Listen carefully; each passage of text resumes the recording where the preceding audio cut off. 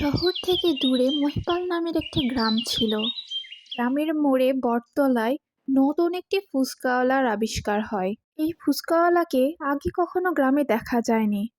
সে সম্পূর্ণই নতুন। ফুচকাওয়ালাটি গ্রামের বাচ্চাদের ফ্রিতে ফুচকা বিতরণ করছিল।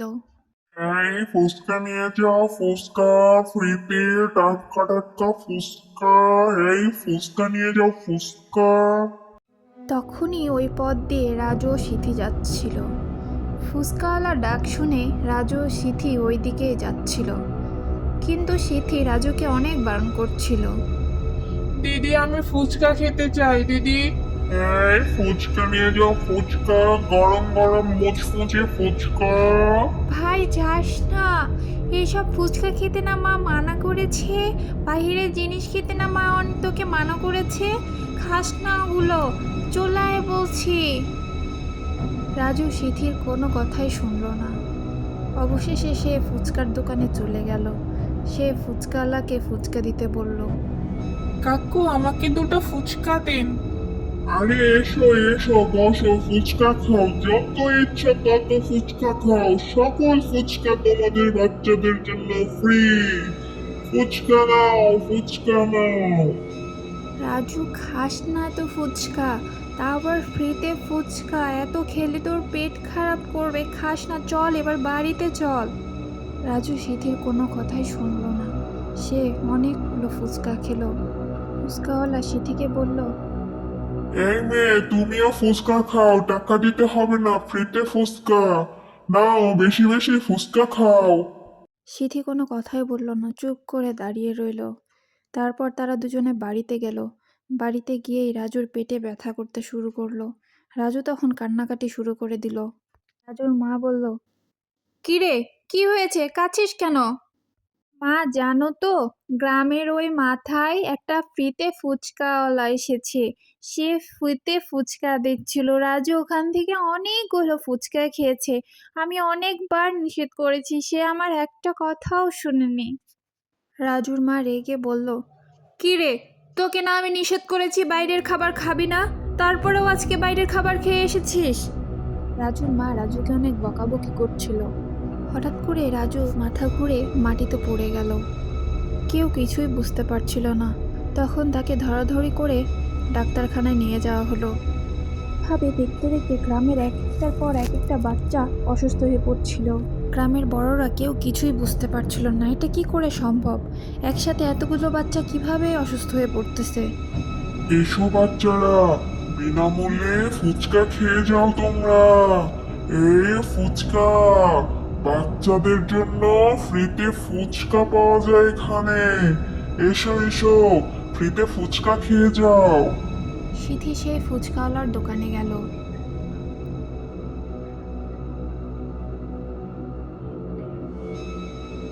সিথি ফুচকাওয়ালার কাছে গিয়ে বলে, আপনি কে, কোথা থেকে এসেছেন, আর আপনি ফ্রিতে ফুচকা দিচ্ছেন বাচ্চাদের? এগুলো খেয়ে বাচ্চারা অসুস্থ হয়ে পড়ছে, এতগুলো বাচ্চা একসাথে অসুস্থ হয়ে গেছে, আপনি কেন এরকম করছেন? একটু পর সিথি দেখতে পায় ফুচকাওয়ালার জায়গায় একটি ডাইনি। কি ভয়ঙ্কর চেহারা! হে হে হে হে, আমি ফুচকাওয়ালা নয়, আমি একটি ডাইনি। আপনি আপনি কে? ফুচকাওয়ালা কাকুটা কোথায় গেল? সিথি প্রথমে একটু ভয় পেয়ে গেলেও পরে সে ডাইনিকে বলল, আপনি কেন বাচ্চাদের এভাবে অসুস্থ করে দিচ্ছেন? আমি এই গ্রামের কোনো বাচ্চাকে বাঁচতে দেব না, সবাইকে মেরে ফেলবো। এটা বলে ডাইনিটা সেখান থেকে উধাও হয়ে গেল। চিঠি তখন গ্রামে এসে সবাইকে ঘটনা খুলে বলল। গ্রামের সবাই তো চিন্তায় পড়ে গেল, এখন তারা কি করবে? হঠাৎ তাদের মধ্যে একজন বলে উঠল, এর সমাধান ওই তান্ত্রিক বাবাই দিতে পারে। আমাদের উচিত সবার ওই তান্ত্রিক বাবার কাছে যাওয়া। চলো আমরা সবাই মিলে ওই তান্ত্রিক বাবার কাছে গিয়ে সাহায্য চাই। এদিকে বাচ্চাদের অবস্থা আরো খারাপ হচ্ছিল। যত দিন যাচ্ছিল ততই জানোয়াররা অসুস্থ হয়ে পড়ছিল। ডাক্তার কিছুই করতে পারছিল না তাদের। গ্রামের সবাই মিলে তান্ত্রিক বাবার কাছে গেল। তান্ত্রিক বাবাকে সব ঘটনা খুলে বলল। তান্ত্রিক বাবা বলল, সব তো শুনলাম। আমি এরকম আরো অনেক ডাইনি দেখেছি যারা বাচ্চাদের ফ্রি খাওয়ার লোভ দেখিয়ে অসুস্থ করে, তারপর তাদের মেরে ফেলে। তারা মরে গেলে তাদের সব শক্তি সেই ডাইনি অর্জন করে নেয়। তবে ডাইনিটাকে শায়েস্তা করার একটি উপায় আছে। তবে তোমরা যদি তোমাদের বাচ্চাদের বাঁচাতে চাও তাহলে তোমাদের এটা করতেই হবে। কি কাজ বলুন বাবা, বলুন আমাদের। আমরা আমাদের বাচ্চাদের বাঁচানোর জন্য সব কিছু করতে পারি, আপনি শুধু বলুন বাবা। তাহলে ঠিক আছে, এখান থেকে 10 কিলো দূরে একটা জঙ্গল আছে। সেই জঙ্গলের ভেতরে একটা পুকুর আছে। ওই পুকুরের জল সব সময় ফোটে। ওই পুকুরের জল নিষ্পাপ কেউ বাচ্চা যদি হাত দিয়ে ছোঁয় তাহলে তার কিচ্ছু হয় না। ওই জল এনে যদি ওই ডাইনির গায়ে ছিটিয়ে দেওয়া হয় তাহলে ডাইনিটা মরে যাবে।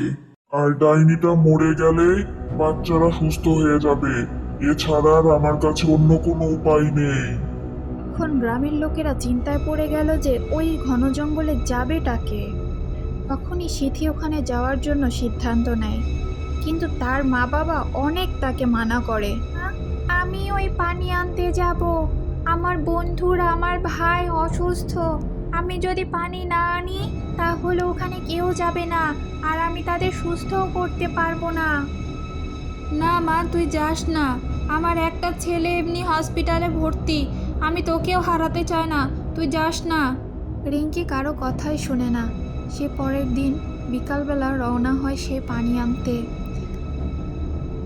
হাঁটতে হাঁটতে সে জঙ্গলের ভিতরে গভীর জঙ্গলে পৌঁছে গেল। জঙ্গলের ভেতরে ঘুটঘুটে অন্ধকার, তার মাঝেও সে হাঁটতে হাঁটতে সেই পুকুরটার কাছে একটা সময় পৌঁছে গেল। সে পুকুরের কাছে গিয়ে ভাবছে, এই তো সেই পুকুর, আমি পেয়ে গেছি, এখন আমি সবাইকে বাঁচাতে পারবো। তারপর সিথি পুকুর থেকে পানি নিয়ে নিল। ওই পানি নিয়ে সিথি সহ গ্রামবাসী সকলেই গাছের কাছে গেল। যখনই গাছের গোড়ায় পানি ঢাললো তখনই ডাইনিটাও বেরিয়ে আসলো। ডাইনির গায়ে আগুন ধরে গেল। ডাইনি চিৎকার করছে, আমার এত বড় সর্বনাশ করলে কেন? আমি কাউকে ছাড়বো না, আমি আবার ফিরে আসবো। পরে থেকে গ্রামের সকল বাচ্চা সুস্থ হয়ে গেল।